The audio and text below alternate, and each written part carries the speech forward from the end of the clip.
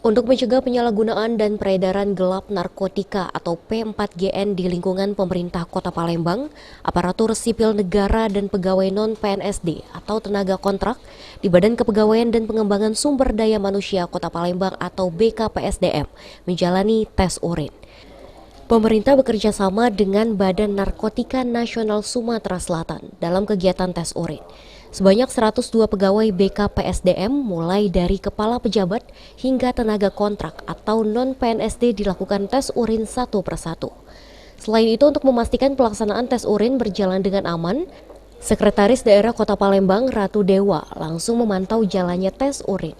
Untuk hasil tes urin menurut Ratu Dewa rahasia, yang langsung disampaikan oleh BNN diteruskan ke Wali Kota Palembang. Sedangkan pegawai yang positif gunakan narkoba akan dikenakan sanksi sesuai prosedur yang berlaku.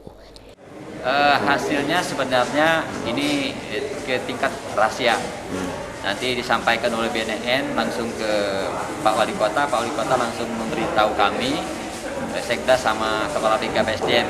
Nah, jika kerahasiaan, ada yang memang harus kita tindak lanjuti dalam proses sesuai dengan peraturan yang ada lagi kita harus melakukan pembinaan terhadap para ASN yang melaksanakan memakai narkoba. Jadi ada pendekatan itu yang kita lakukan. Berarti sanksinya pembinaan dulu ya?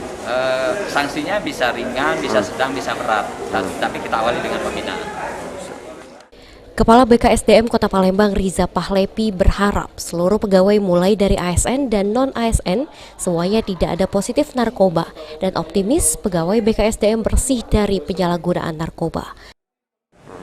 Hasilnya akan ketahuan dan kita berharap tidak ada narkoba di BKPSDM dan seluruh pemerintah Kota Palembang. Tapi kita optimis tidak ada yang narkoba. Kalau insya Allah kita optimis tidak ada yang narkoba.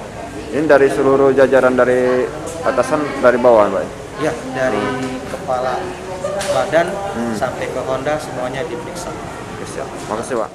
Abidin Riwanto, PAL TV.